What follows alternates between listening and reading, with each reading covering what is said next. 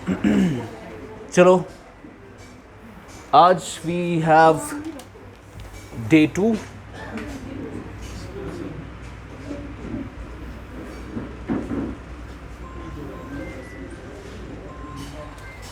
मेरा आपका आज पहला सेशन होगा आज के दिन का ऑन आंसर राइटिंग।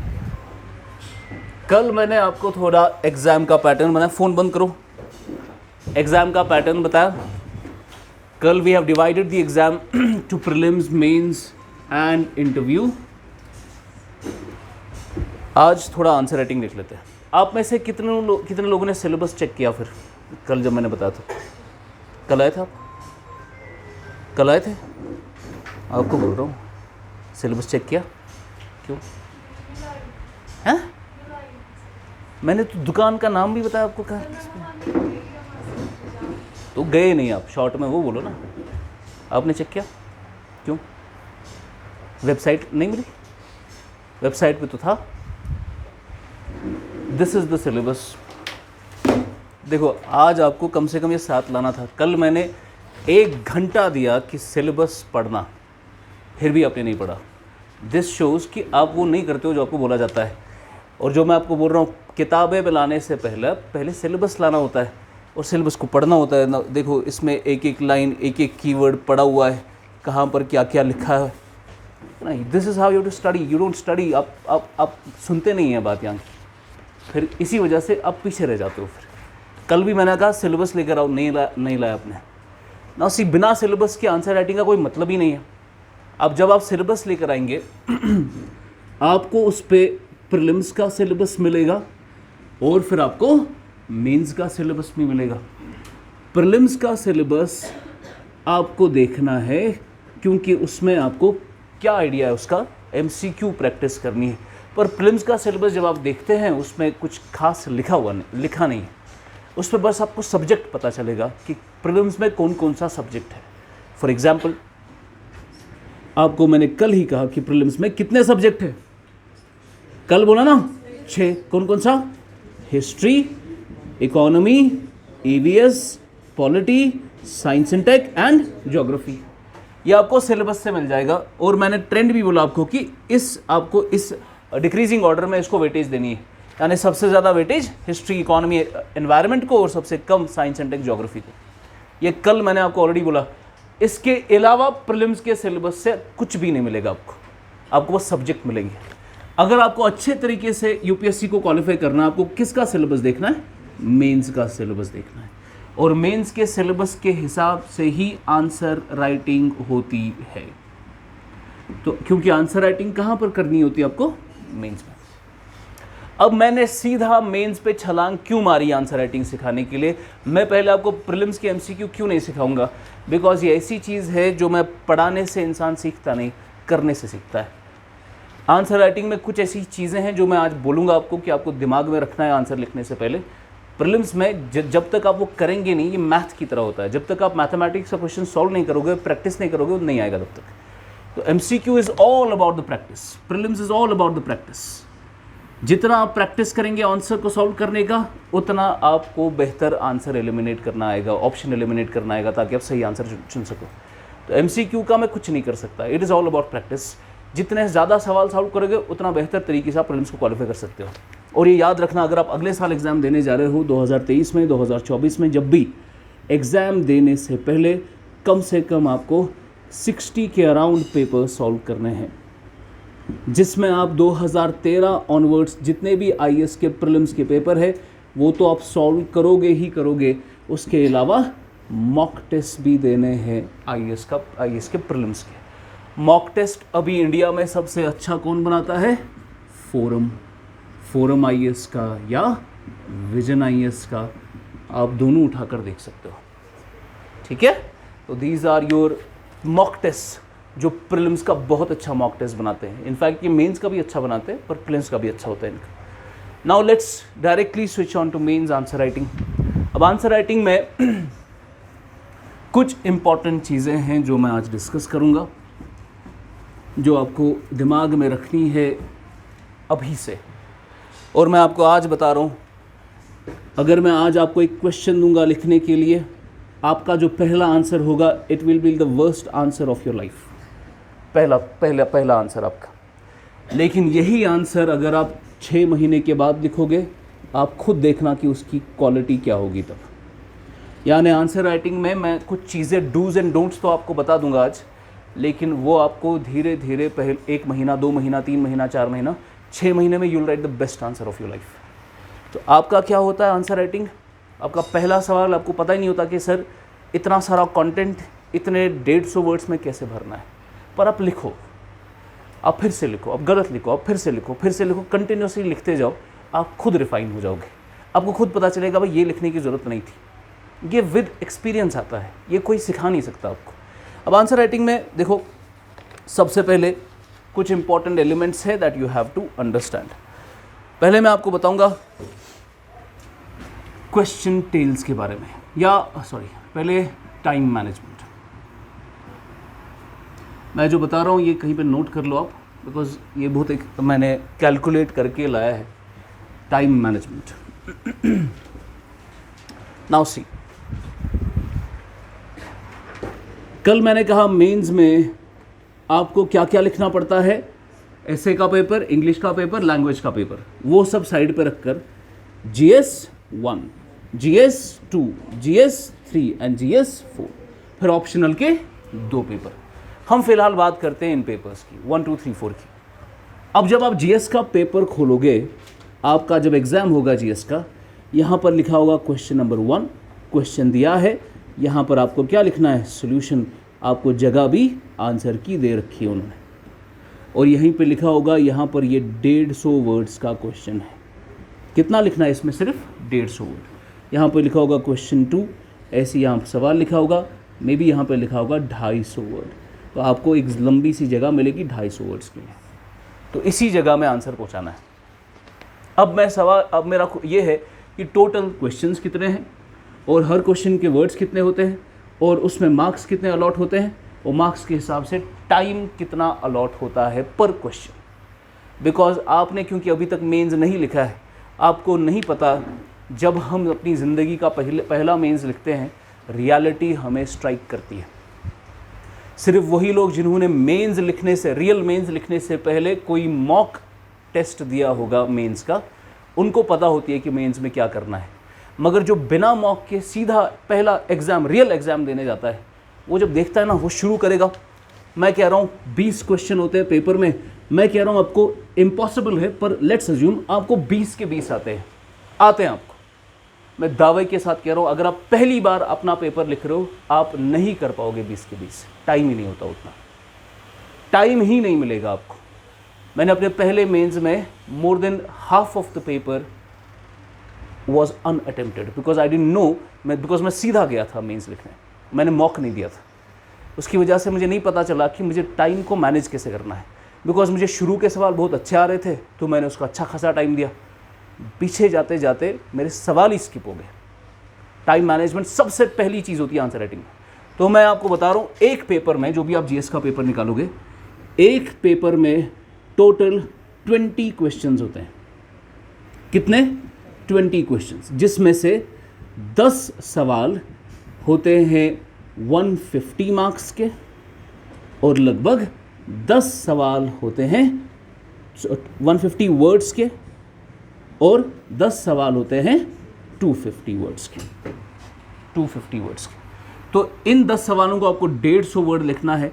150 वर्ड कितना हो गया? एक लाइन में 10 वर्ड पहुंचते हैं। तो कितनी लाइनें लिखनी है?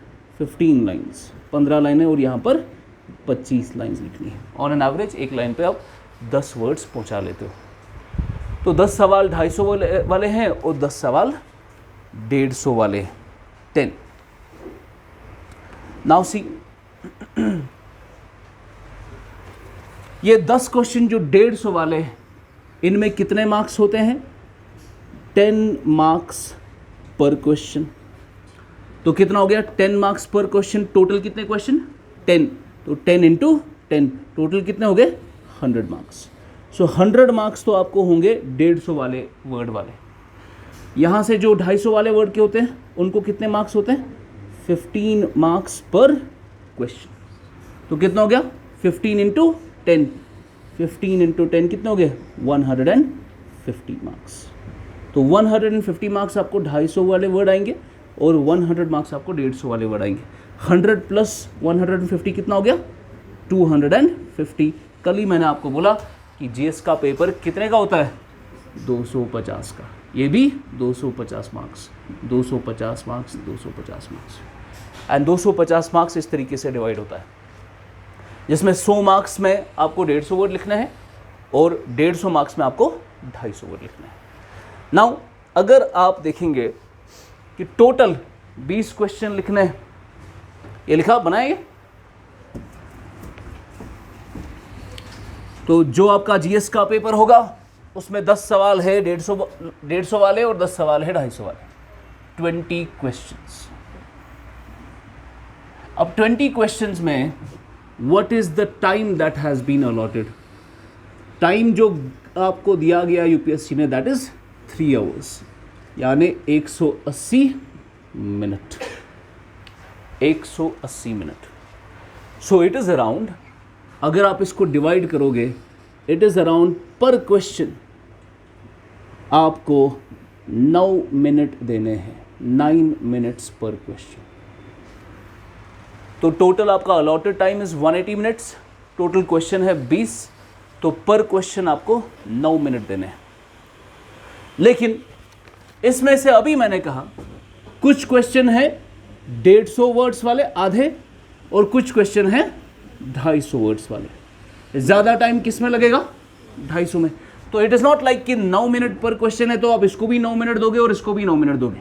तो हम ऐसा करते हैं, इसको हम 6 से 8 मिनट देते हैं और इसको हम 10 से 12 मिनट देते हैं, बिकॉज इसके 10 मार्क्स होते हैं पर क्वेश्चन, इसके 15 मार्क्स होते हैं पर क्वेश्चन। तो you have to divide it like this. और ये याद रखना, this is not something arbitrary, ये कैलकुलेट करके लिखना है मेंस में, वो पता होना चाहिए आपको। सवाल आया कितने मार्क्स का 10 मार्क्स का, भाई 6-8 मिनट से ज़्यादा अगर मैंने इसमें टाइम दिया ख़त्म। अगर मैंने फॉर एग्जांपल 8 मिनट देने थे एक क्वेश्चन को, मैंने इस क्वेश्चन को 15 मिनट दिए, ये जो एक्स्ट्रा मैंने इसमें मिनट्स दिए हैं इसका ये मतलब है आप दूसरा क्वेश्चन नहीं कर पाओगे, बिकॉज टाइम ही नहीं मिलेगा आपको, आपका पेपर अनअटेम्प्टेड रह जाएगा। अगर आपको आ रहा है नहीं आ रहा है, जो भी आ रहा है 8 मिनट में ख़त्म करना है।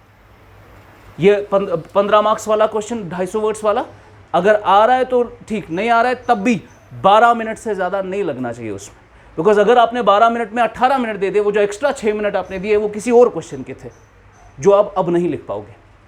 ये अनुदीप दुरिशेट्टी ने कहा था, ऑल इंडिया रैंक 1, 5 अटेम्प्ट दिए उसने बंदे ने, क्या 5 अटेम्प्ट दिए उसने, और उसने कहा पहले 4 अटेम्प्ट में मेरी गलती ये हुई कि मैं टाइम मैनेज नहीं कर पाया। गलती क्या की उसने, अब देखो ये ऑल इंडिया रैंक 1 बोल रहा है, यूट्यूब पे जाओ उसका आपको इंटरव्यू मिलेगा। वो कहता है 4 अटेम्प्ट, मुझे 4 अटेम्प्ट लगे ये समझने के लिए कि करना क्या होता है मेंस में। 4 मेंस लिखे बंदे ने, चारों में फेल हो गया वो। 5वां लिखा, 5वें में सीधा ऑल इंडिया रैंक 1। फर्क क्या की उसने, शुरू के 4 अटेम्प्ट में द गाय डिड, उसने बोला कि भाई पेपर में कितने सवाल है, पेपर में 20 क्वेश्चन है, और 20 क्वेश्चन में जब आप डिवाइड करते हो on an average, if you are a good serious candidate, 20 question में से आपको 10 सवाल अच्छे आते हैं जिसका जवाब आपको पता होगा। अगर आप you are a good candidate, if you are an average candidate जो अच्छा मेहनत भी नहीं जिसने कि वो 5 सवाल कर सकता है मैक्सिमम 20 में से। लेकिन अगर आपने 2 साल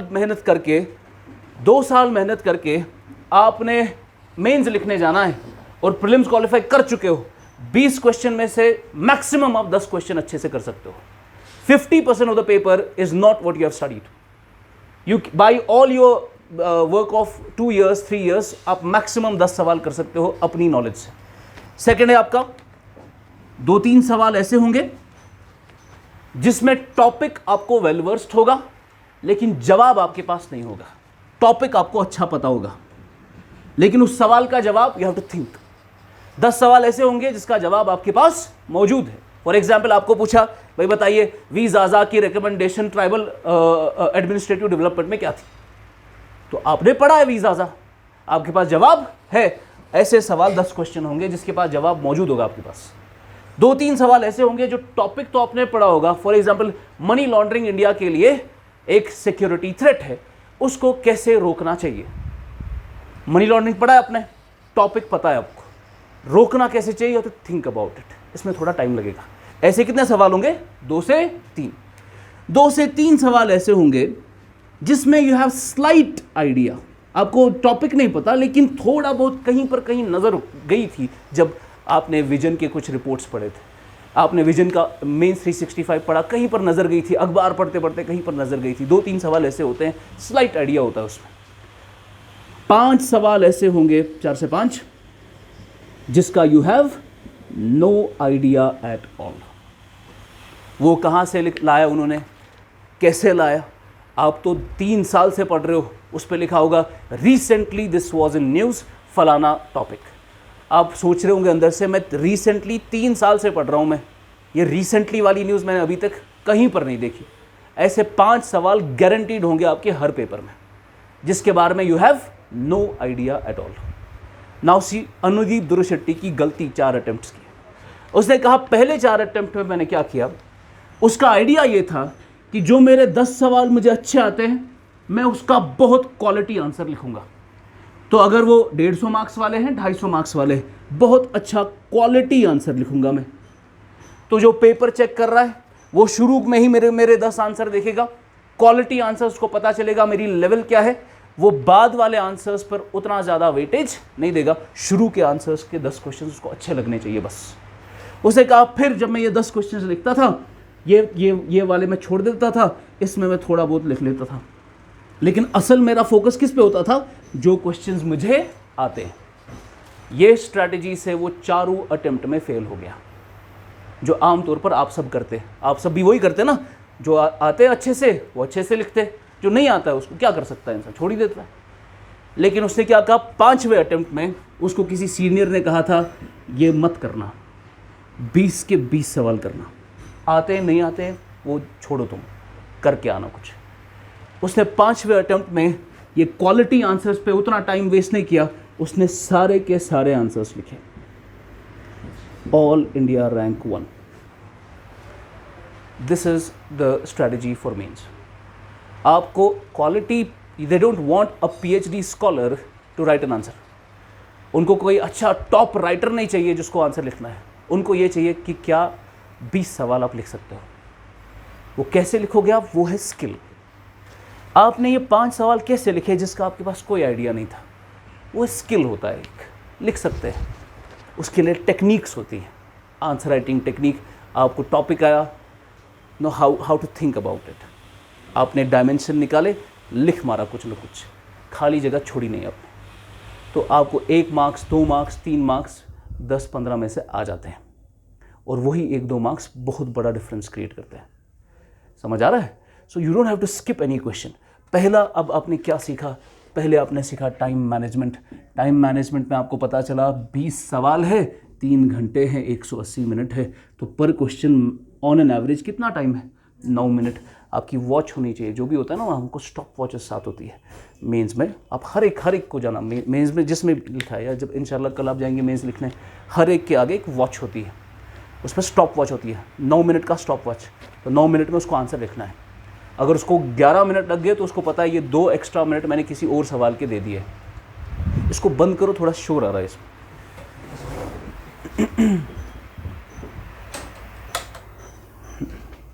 ठीक है, तो पहला आपको पता चला भाई 9 मिनट पर क्वेश्चन एवरेज में है, लेकिन इसमें कुछ क्वेश्चन है जिसके मार्क्स कितने हैं, सिर्फ 10 मार्क्स वालों को हम 6-8 मिनट में निपटा देंगे, और 15 मार्क्स वालों को हम 10-12 मिनट में निपटाएंगे।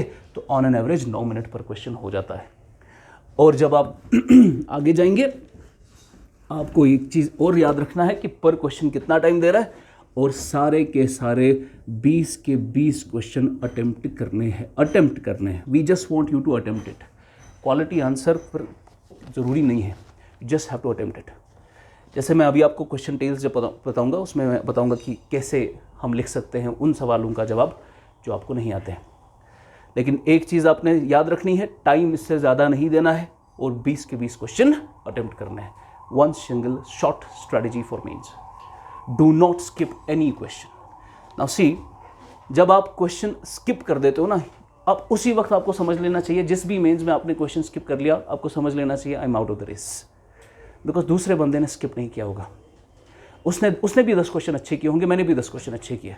उसने 2-3 क्वेश्चन में कुछ ना कुछ लिखा होगा, मैंने भी 2-3 क्वेश्चन में कुछ ना कुछ लिखा, लेकिन आखिरी 5 क्वेश्चन जो मैंने छोड़ दिए उसने नहीं छोड़े होंगे। उसको 2-3-4 मार्क्स एक्स्ट्रा मिल गए आपसे, उधर ही वो आपसे आगे हो गया। समझ गया आप? कुछ ना कुछ लिखना है, मैं बताऊंगा कैसे लिखना है उसमें। तो पहले ये क्लियर हो गया आपको टाइम मैनेजमेंट कैसे करनी है। और देखो, जब आप मेंस लिखते हो ना, जैसे मैं क्वेश्चन लिख रहा था, तो क्वेश्चन नंबर 1 आपको आ रहा है इधर, आपको पता है, सबको पता है, पहले क्या लिखते हैं हम, इंट्रोडक्शन। तो क्वेश्चन है लेट्स से मनी लॉन्ड्रिंग पे, तो मैंने लिखा मनी लॉन्ड्रिंग क्या होता है, फिर मैंने बॉडी में बताया मनी लॉन्ड्रिंग के कितने स्टेप्स होते हैं, 3 स्टेप्स। पहला प्लेसमेंट, दूसरा लेयरिंग, और तीसरा इंटीग्रेशन। बनाया मैंने चार्ट, थोड़ा फ्लो चार्ट। उसके बाद बड़ा मैंने स्टेप्स इंडिया ने क्या क्या लिए मनी लॉन्ड्रिंग के लिए, prevention of money laundering act, उसके बाद फलाना फलाना एक्ट, 3 एक्ट्स बनाए हैं। उसके बाद मैंने देखा कंक्लूजन डालना है। कंक्लूजन, अभी जब मैं कंक्लूजन लिख ही रहा होता हूँ, उसी कंक्लूजन के दौरान आपको दूसरा क्वेश्चन पढ़ लेना है।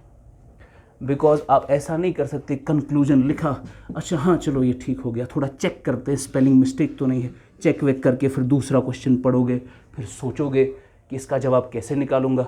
उतना टाइम नहीं मिलता है मेंस में, सोचने का टाइम नहीं मिलता है। जब आप इसका कंक्लूजन ही लिख रहे थे, दूसरा जवाब दिमाग में बनना चाहिए। बिकॉज कंक्लूजन खत्म, you have to start the introduction of the next year. Because ये लिखते लिखते 6-8 मिनट हो जाते हैं। You know what I did what the blunder I did, because I had to write my first mains just after graduation. मैं graduate हुआ, I was 21 years old, और मेरा प्रीलिम्स हो गया।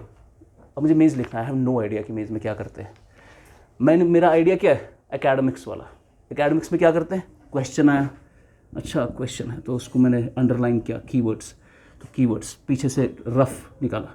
अब मैं देख रहा हूँ कि डायमेंशन क्या क्या मैं बना सकता हूँ, इसका बना रहा हूँ मैं फ्लो चार्ट। अच्छा फ्लो चार्ट, ये इंट्रोडक्शन, ये कंक्लूजन, अच्छा ठीक है, अब मैं शुरू करता हूँ।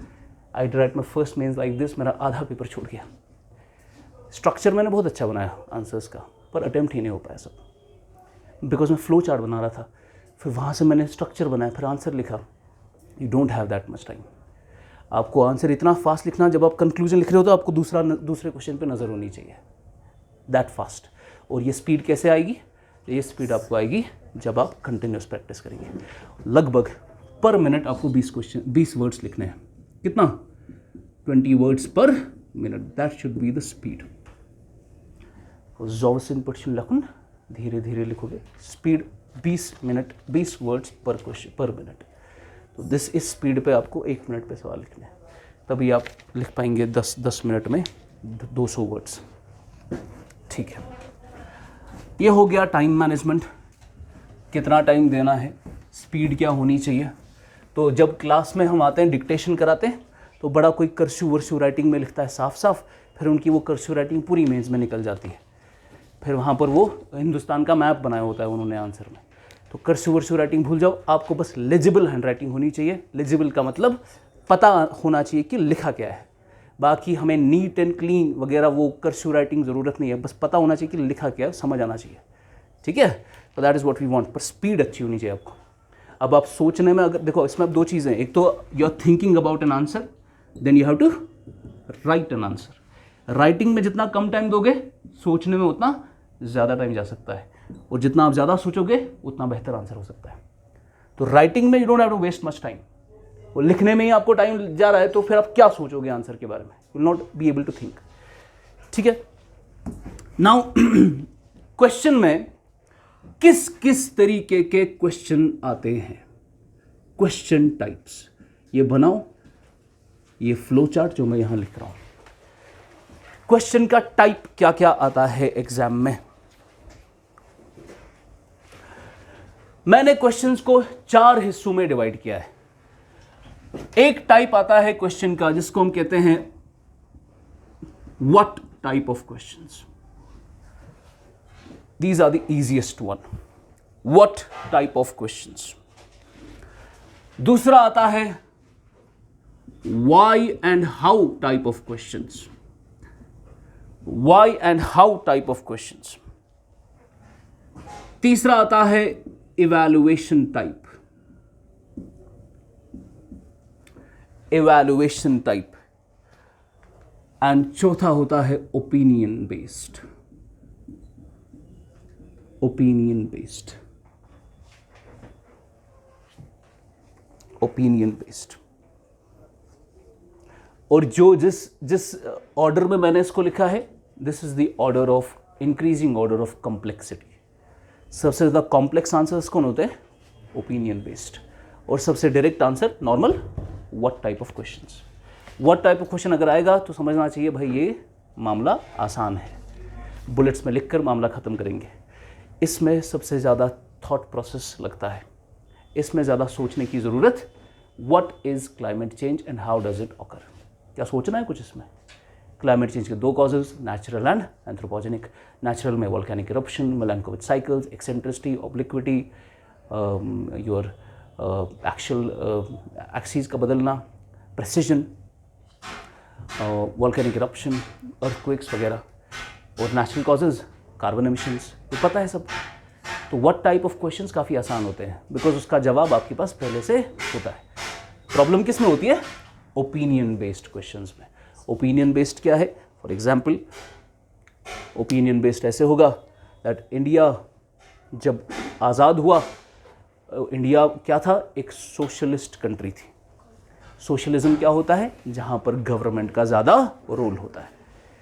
लेकिन जब से मोदी गवर्नमेंट आया है 2014 के बाद, तब से India is back tracking on it's socialistic principles.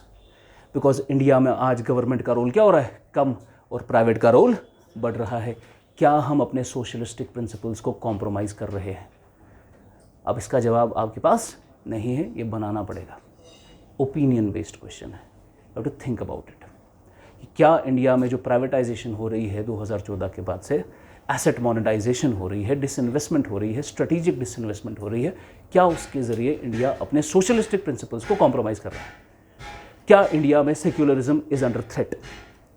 क्या इंडिया में हमें क्या उसको बोलते हैं, वन नेशन वन लैंग्वेज का कॉन्सेप्ट आगे बढ़ाना चाहिए, नहीं बढ़ाना चाहिए? आपसे पूछा जा रहा है, आपको सोचना है इस बारे में।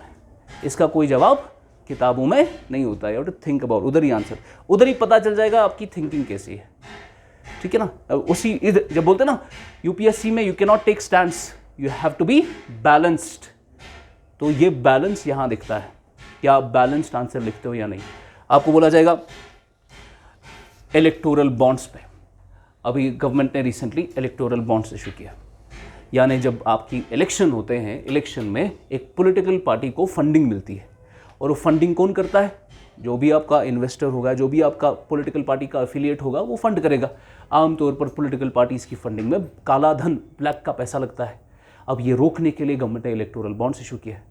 अब इलेक्टोरल बॉन्ड्स में बहुत बड़ा क्रिटिसिज्म ये है कि बॉन्ड कौन खरीदता है किसी को नहीं पता होता। इसमें क्या है? अनोनिमिटी है इलेक्टोरल बॉन्ड्स में। तो फंड कौन करेगा? पार्टी को पता नहीं चलेगा, लोगों को पता नहीं चलेगा। तो इसमें अनोनिमिटी के बेसिस पर क्या आपको लगता है कि इससे काला धन बढ़ेगा या घटेगा? Think about it. The question is asking for your opinion. और जब क्वेश्चन में बोलेगा व्हाट डू यू थिंक, इसका मतलब ये नहीं है कि उज़्मा क्या सोचती है, इसका मतलब ये है कि फेमस कमिटीज़ की रिकमेंडेशन क्या है। समझ गए आप? What do you think? You are nobody to write an answer. आप कोई नहीं है, आपका opinion does not matter. Opinion matter करता है रिपोर्ट की, किसी कमेटी की रिकमेंडेशन। जैसे कि फलाना रिकमेंडेशन में ये बोला गया है, मेरा ओपिनियन वही है। समझ गए आप? आप नहीं बोल सकते अकॉर्डिंग टू मी ये करना चाहिए। You are nobody, according to you who are you? इसको बोलते हैं according to me we should follow the recommendations of Urjit Patel committee. समझ गए आप? उर्जित पटेल कमेटी ने जो बोला वही मैं भी बोल रहा हूँ। तो this is how you have to write the opinion based. अच्छा, अब आपने क्वेश्चन में लिखा होता है, कभी होता है स्टेट, कभी होता है एग्जामिन, कभी होता है डिस्कस। तो ये सब चीज़ों को मैंने इन्हीं 4 चीज़ों में डिवाइड किया है। सबसे पहले आपको व्हाट टाइप ऑफ क्वेश्चंस जब आएंगे, ये इसमें टेल्स कौन सी होती है, क्वेश्चन की टेल्स। अगर आपको क्वेश्चन में लिखा होगा स्टेट, तो that is a what type of question. अगर क्वेश्चन में लिखा होगा enumerate, what type of question, question में लिखा होगा व्हाट तो है ही, क्वेश्चन में लिखा होगा लिस्ट डाउन, ये भी व्हाट टाइप ऑफ क्वेश्चन है, define what type of question, illustrate what type of question, elaborate, account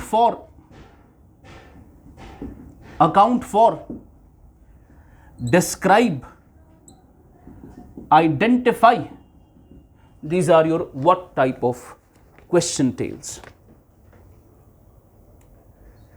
ऐसे आंसर्स, ऐसे सवालों को आमतौर पर बुलेट्स में लिखना चाहिए। किसमें लिखना चाहिए? Bullet points. बुलेट क्वेश्चन आया, what is climate change? What is climate change? For example, introduction, climate change, bullet points. पहला पॉइंट, दूसरा पॉइंट, तीसरा पॉइंट, चौथा पॉइंट, पांचवा पॉइंट, छठा, कंक्लूजन। ठीक है, तो ऐसे सवालों को जहां पर ये एन्यूमरेट, लिस्ट डाउन वगैरह वगैरह आता है, इसको किस में लिखना चाहिए? बुलेट्स में।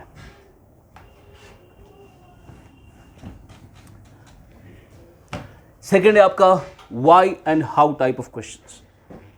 तो इसमें बस आपको लिस्ट डाउन करना है, एलैबोरेट करना है, थोड़ा आइडेंटिफाई, पॉइंट्स लिखने हैं, पर ये थोड़ा और चाहता है। ये चाहता है आपसे कि मैकेनिज्म क्या है, प्रोसेस का मैकेनिज्म क्या है। आपको पूछा व्हाट इज क्लाइमेट चेंज, तो बताइए, पहले तो बताओ मुझे क्लाइमेट और वेदर में क्या फ़र्क होता है?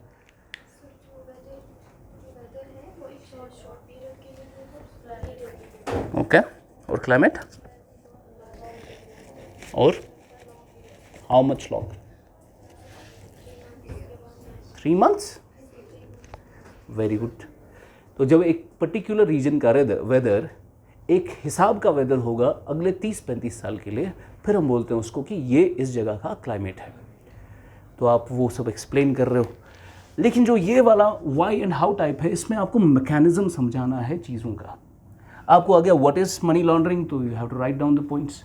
आपको हाउ एंड वाई टाइप में मनी लॉन्ड्रिंग का मैकेनिज्म समझाना है कि मनी लॉन्ड्रिंग में पहला स्टेप प्लेसमेंट होता है, फिर हम उस पर लेयर चढ़ाते फिर फाइनली उसको इंटीग्रेट करते हैं, तो ब्लैक का पैसा वाइट में कन्वर्ट हो जाता है।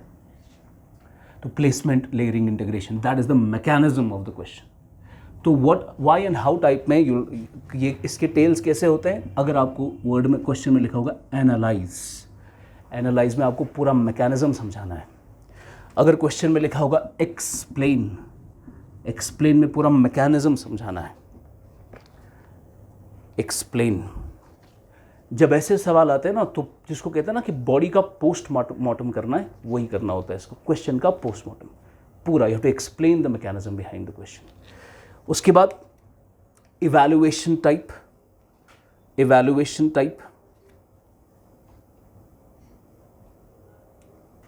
अब देखो इवैल्यूएशन टाइप क्या होता है?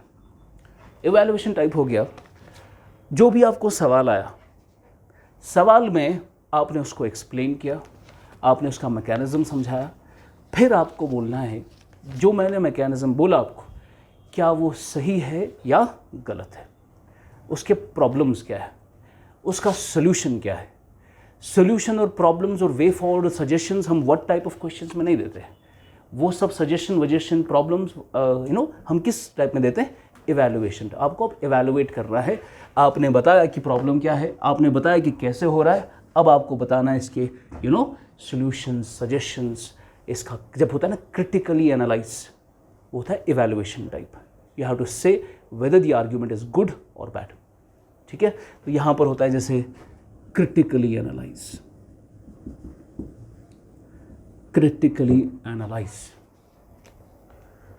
या कभी होता है रिव्यू, कभी होता है apprise,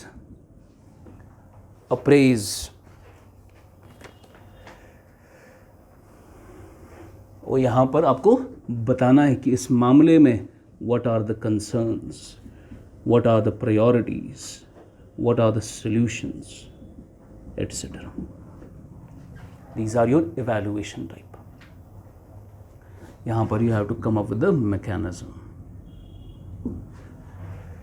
Finally is your most complex of the questions, that is opinion based. कभी आपको आता है सवाल में पहला ही लिखा होता है जज, या रिसेंटली पार्लियामेंट में एक बिल टेबल हुई banning of crypto currencies act 2021, उसका अमेंडमेंट एक्ट रिसेंटली टेबल हुआ, आपको लिखा होगा जज। आप बताइए कि आपके हिसाब से क्या क्रिप्टो करेंसीज को इंडिया में बैन करना चाहिए या नहीं करना चाहिए, जज करना है। अब ये आपसे पूछ रहा है, जज करो, ये आपसे पूछ रहा है ओपिनियन दो, व्हाट इन योर ओपिनियन, ऐसे सवाल होते हैं, व्हाट इन योर ओपिनियन। कभी होता है कमेंट, ये कमेंट करो फलाना चीज़ पर, ये सब का मतलब हो गया कि आपसे पूछा जा रहा है, ठीक है। और जब आपसे पूछा जा रहा है तब आपको अपना रिकमेंडेशन नहीं देना, you have to give the recommendation of some report, किसी रिपोर्ट की रिकमेंडेशन, किसी कमेटी की रिकमेंडेशन, किसी टास्क फोर्स की रिकमेंडेशन, किसी पैनल की रिकमेंडेशन वगैरह वगैरह। फॉर एग्जाम्पल, नाउ मैं आप एग्जाम्पल देता हूँ इसका। व्हाट टाइप ऑफ क्वेश्चन, मैंने आपको सवाल पूछा, क्वेश्चन ऐसा बनेगा, what is according to RBI act 1934 what is the allocation of surplus funds to the government, the allocation of the surplus funds to the government। सवाल पूछा मैंने आपको, ये what type of question है कि आरबीआई एक्ट 1934 में लिखा हुआ है सेक्शन 42 कि आरबीआई को जो पैसा कमाता है एक साल में, उसमें से कुछ हिस्सा जो सरप्लस होता है आरबीआई का, वो उसको एलोकेट करना है किसको, गवर्नमेंट ऑफ इंडिया को। यानी आरबीआई जो कि गवर्नमेंट का बैंक है, आरबीआई एक साल में पैसा कमाता है, जैसे आम बैंक जैसे पैसा कमाता है, सारे बैंक्स पैसा कमाते हैं, आरबीआई भी पैसा कमाता है। आरबीआई को उस पैसे में से कितना पैसा देना है किसको, गवर्नमेंट ऑफ इंडिया को। ये आरबीआई एक्ट में लिखा है कि देना पड़ेगा। तो मैंने सवाल पूछा आपको कि what is the surplus fund transfer to the government of India, तो आपने बताया कि वो क्या है। आपने बताया किस में लिखा है, आरबीआई एक्ट में 1934 में सेक्शन फलाना में लिखा है, ऐसे लिखा है, वैसे लिखा है। सरप्लस क्या होता है, एसेट्स क्या होते हैं, वगैरह वगैरह, व्हाट टाइप आपने बता दिया। फिर आपने बताना है हाउ टाइप कि सरप्लस ट्रांसफ़र कैसे होता है। उसमें आपको बताना है सबसे पहले कि भाई आरबीआई ने ये सरप्लस कमाया कहाँ से। तो आरबीआई कहाँ से सरप्लस कमाता है, आरबीआई कर्जे देता है, कर्जे पे आरबीआई क्या कमाता है, रेट ऑफ इंटरेस्ट। तो वो आरबीआई का सरप्लस पैसा है, प्रॉफिट है आरबीआई का। आरबीआई इन्वेस्ट करता है गोल्ड में, आरबीआई ने गोल्ड खरीदा 30,000 में और उसको बेचा 40,000 में, तो आरबीआई क्या हो गया, ये प्रॉफिट, ये भी आरबीआई का सरप्लस है। आरबीआई और कैसे पैसे कमाता है, आरबीआई इन्वेस्ट करता है बाहर गवर्नमेंट की सिक्योरिटीज़ में, बाहर की यूनाइटेड स्टेट्स के ट्रेजरी बॉन्ड्स में इन्वेस्ट करता है, यूनाइटेड किंगडम के बॉन्ड्स में इन्वेस्ट करता है, वहाँ से आरबीआई इंटरेस्ट कमाता है। आरबीआई को पैसा कमाने का पूरा मैकेनिज्म आपको बताना है, कैसे काम चलता है वो।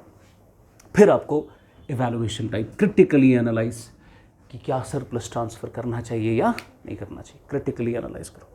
अब हमें पता है जब आरबीआई पैसे कमाता है, अगर आरबीआई वो पैसे अपने पास रखेगा उसको हम कैपिटल कहते हैं। क्या कहते हैं, कैपिटल। और RBI has to be over capitalised, why, because RBI is the central bank of the nation. और जो सेंट्रल बैंक होता है उसके पास ज़्यादा कैपिटल होना चाहिए to maintain confidence in the system. जब तक कि ज़्यादा पैसा होगा तब लोग भरोसा करेंगे मॉनेटरी सिस्टम पर, फाइनेंशियल सिस्टम पर भरोसा तब होगा जब आरबीआई के पास पैसा होगा। अब आप इमेजिन करो आरबीआई खुद कंगाल है तो फाइनेंशियल सिस्टम पे किसका भरोसा होगा। तो RBI has to be over capitalised. लेकिन दूसरा तरफ पार्लियामेंट के एक्ट में लिखा है कि आप ज़्यादा पैसा अपने पास नहीं रख सकते, आपको किसको देना है, गवर्नमेंट ऑफ इंडिया को। तो क्या गवर्नमेंट ऑफ इंडिया को पैसे देने से नुकसान होगा कुछ या फ़ायदा होगा?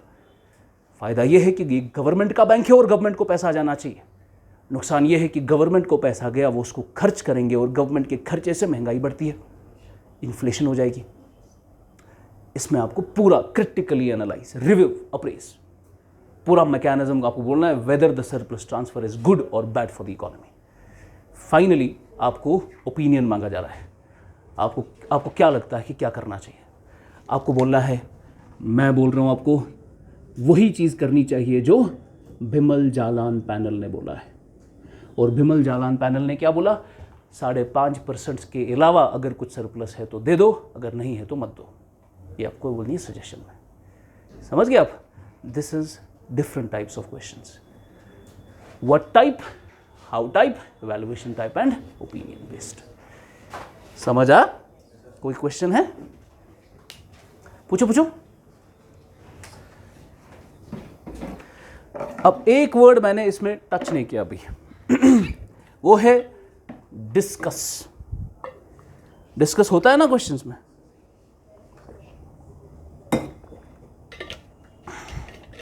अगर डिस्कस आ गया, it is the worst kind of question deal. Discuss का मतलब होता है सब कुछ। तो डिस्कस वाले सवाल, उसमें सब कुछ डालना पड़ेगा। उसमें थोड़ा एलिमेंट इसका, थोड़ा इसका, थोड़ा उसका, थोड़ा उसका।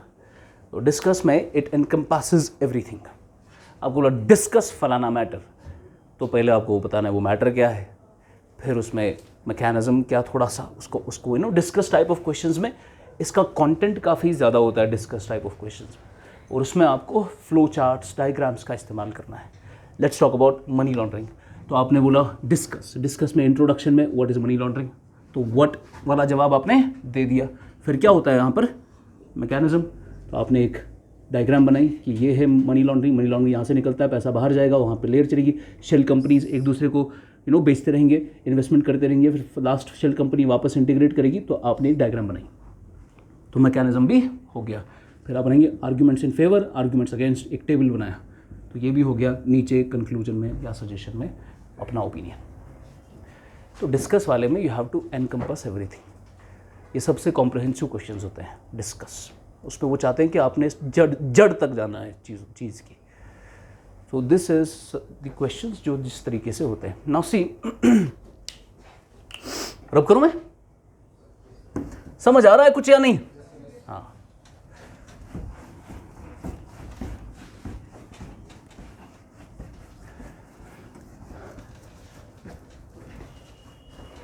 तो कोई भी सवाल होगा, ज़रा इकोनॉमी में जो मैंने क्वेश्चंस दिए थे वो है किसी के पास? मेंस के जो क्वेश्चंस दिए थे मैंने,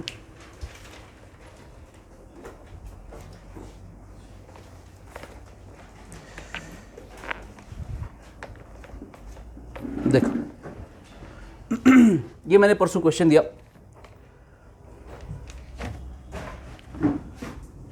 कंपेयर एंड कॉन्ट्रास्ट। जो नए बच्चे उनको नहीं समझ आएगा, पर मैं समझा दूंगा आपको। Compare and contrast the horizontal and vertical devolution of 14th and 15th Finance Commission. 14th and 15th Finance Commission. Now ये सवाल दिया मैंने, सवाल क्या बोल रहा है? अब देखो सवाल पढ़ा आपने, कितने मार्क्स है इसके? पहले आपको देखना है मार्क्स कितने वर्ड्स है, कितने वर्ड्स? 150 वर्ड। तो क्वेश्चन जब आप देखेंगे पहले इसको ऐसे अंडरलाइन करना है कि 150 वर्ड, और 150 वर्ड दिमाग में लगाओ, कितने मार्क्स होते हैं? 10 मार्क्स, और 10 मार्क्स वाले को 6 से 8 मिनट। समझ गए? इधर ही ये देखा आपने, ये आपके दिमाग में आ गया 6 से 8 मिनट। तो 150 वर्ड, 15 लाइनें, 15 लाइनें। अब आपने सवाल पढ़ना है, कंपेयर करना है, इसको किया थोड़ा अंडरलाइन, ये कीवर्ड है, ये क्वेश्चन का क्या है? कीवर्ड। कंपेयर कंट्रास्ट करना है, कीवर्ड। क्या कंपेयर करना है? Horizontal and vertical devolution taxes का, किस किस के बीच में? 14th and 15th finance commission. तो क्या करेंगे? सबसे पहले इसमें बताओ सबसे इंपॉर्टेंट कीवर्ड क्या है? शाबाश। क्वेश्चन किसके अराउंड घूम रहा है? Horizontal and vertical. क्वेश्चन वही है ना कि फर्क क्या है 15th और 14th फाइनेंस कमीशन में, किस में फर्क निकालनी है? Horizontal and vertical devolution. तो आपको समझ आ गया भाई क्वेश्चन का न्यूक्लियस कौन सा है? क्वेश्चन का न्यूक्लियस है हॉरिजॉन्टल वर्टिकल डेवोल्यूशन। तो आपका इंट्रोडक्शन क्या होना चाहिए? फिर इंट्रोडक्शन होना चाहिए हॉरिजॉन्टल वर्टिकल डेवोल्यूशन पे, कि होता क्या है, क्या होता है हॉरिजॉन्टल वर्टिकल डेवोल्यूशन। ऐसा सेंट्रल गवर्नमेंट टैक्सेस के जरिए पैसा कमाती है, बिल्कुल कमाती है, टैक्सेस के जरिए पैसा कमाती है। ये सेंट्रल गवर्नमेंट को जो टैक्स में पैसा मिला 100 करोड़ रुपए टैक्स, भारत से उन्होंने 100 करोड़ रुपए कमाया। अब ये 100 करोड़ रुपए उनको शेयर करना है, कुछ रखना है अपने पास, कुछ देना है स्टेट्स को। तो सेंटर शेयर कर रहा है अपने में और स्टेट्स के बीच में, इसको हम वर्टिकल डिवोल्यूशन बोलते हैं टैक्सेस का। दूसरा क्या है? Horizontal devolution.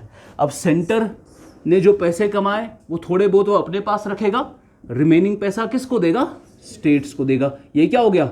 Vertical devolution, vertical devolution of taxes. मगर क्या एक ही स्टेट है इंडिया में? स्टेट्स कितने हैं? बहुत सारे।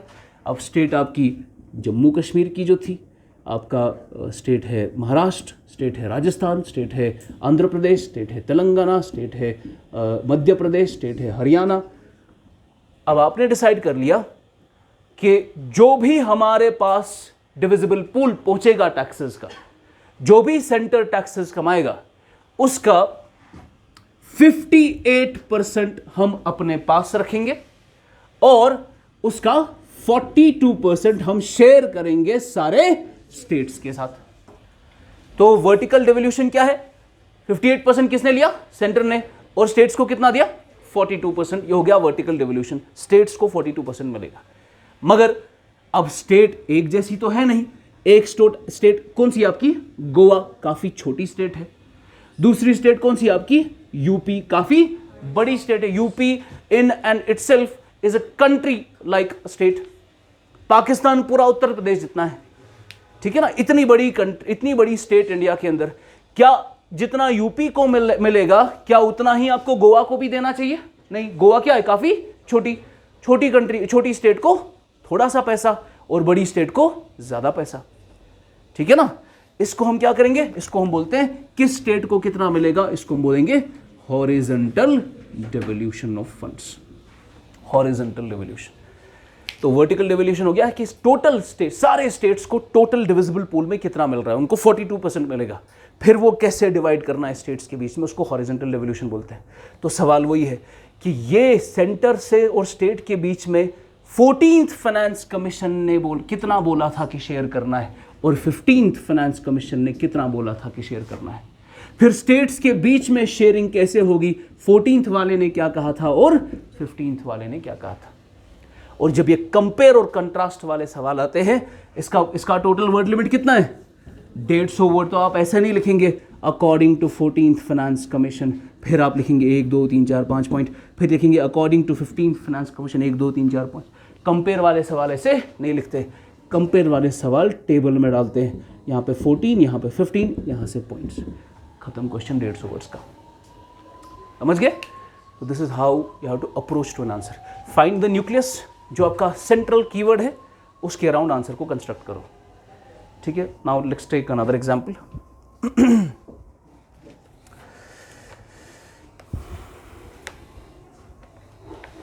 देखो ये क्वेश्चन क्या था, व्हाट टाइप, सीधा पूछ रहा है 14th और 15th फाइनेंस कमीशन में आपको क्या बोलना है, हॉरिजॉन्टल वर्टिकल डिवोल्यूशन में डिफरेंस बोलनी है।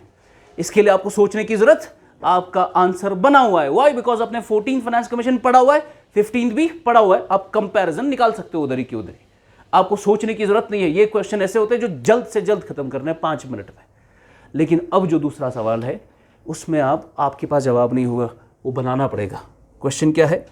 क्वेश्चन है constitution of GST council has decreased the role of finance commission as a balancing wheel of fiscal federalism in India. Do you agree? Do you agree? ये सवाल मैंने परसों पढ़ा है क्लास में।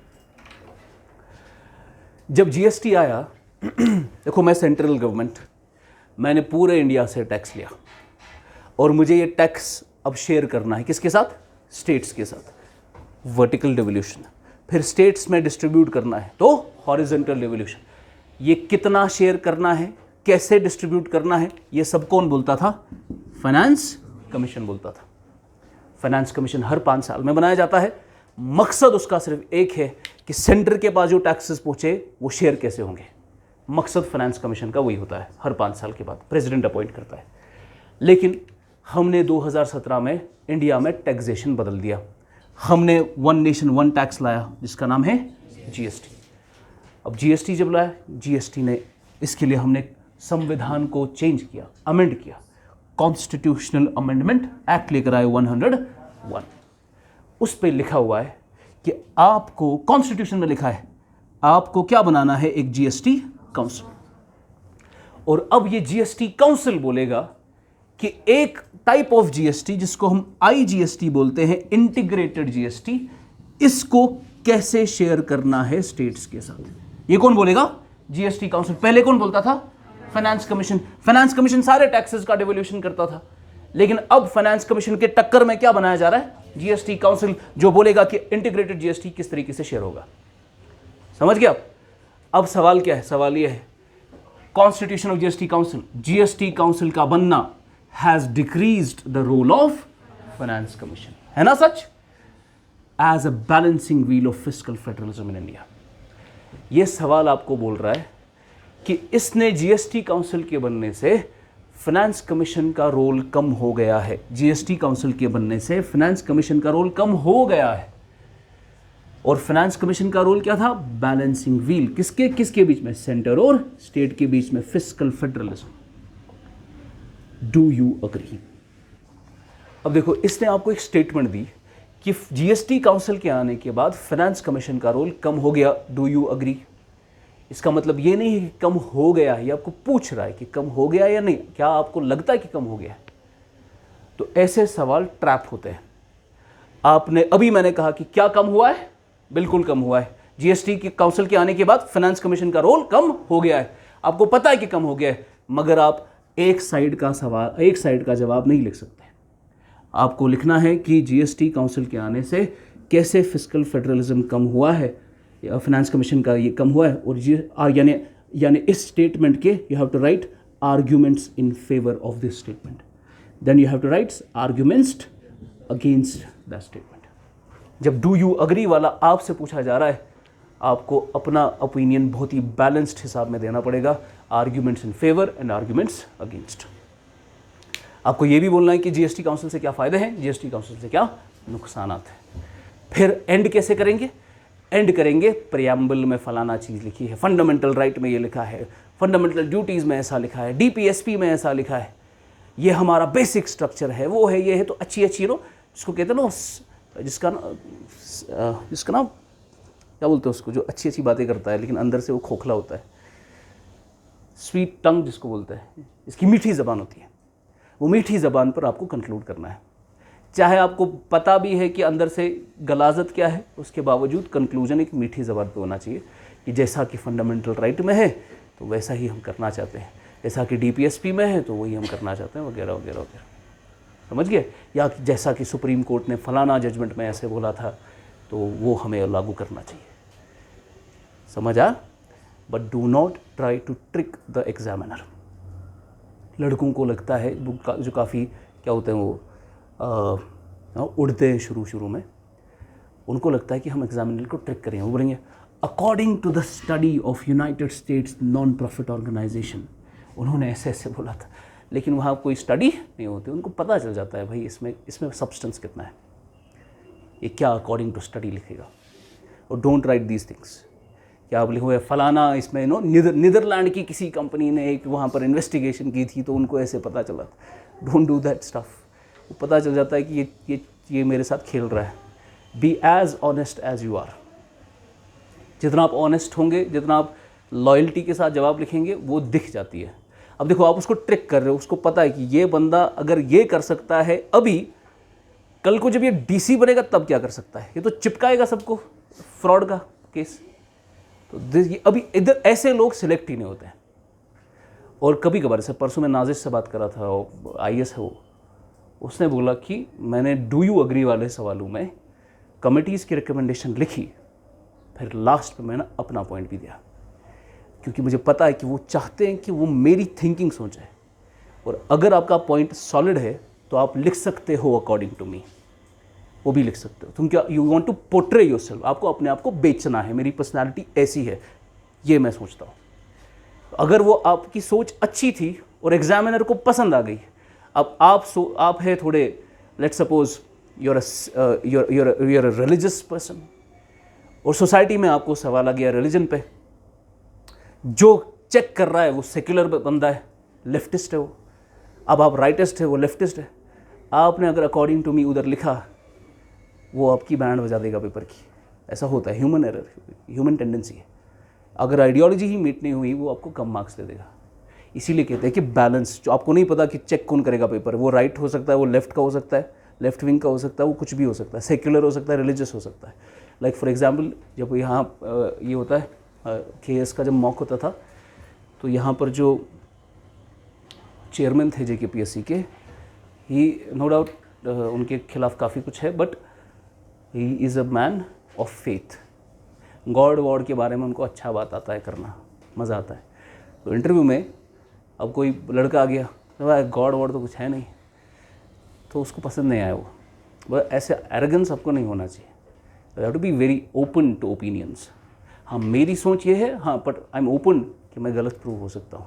कल को कोई हो गया इन्वेंशन, पता चला बाहर कि अल्लाह वल्लाह है, तो उन्होंने आसमान फाड़ कर बोला कि हाँ मैं हूँ, तो अगर ऐसी एविडेंस आ गई आप मान लेंगे तब। तो you have to be open to opinions, open to arguments. तो जो आपका बना हुआ है बचपन से, वो जो रिजिडिटी होती है पर्सनैलिटी में, वो नहीं होनी चाहिए। क्योंकि रिजिडिटी अगर है वो दिख जाती है आंसर में। You should not be rigid, you should be open to opinions. मैं ऐसा सोचता हूँ जैसे कि इमाम शाफी ने कहा था, इमाम अहमद बिन हम्बल ने कहा था कि my opinion is the best. क्या बोला उन्होंने? My opinion is the best, but it has the possibility of being wrong. My opponents opinion is wrong, but it has the possibility of being right. That is the level of humbleness you should have in writing the answers. समझा? बाकी अब आपका नया session है newspaper पे। कल मैं लूँगा how to choose an optional, उसमें थोड़ा बहुत क्लैरिटी लेंगे।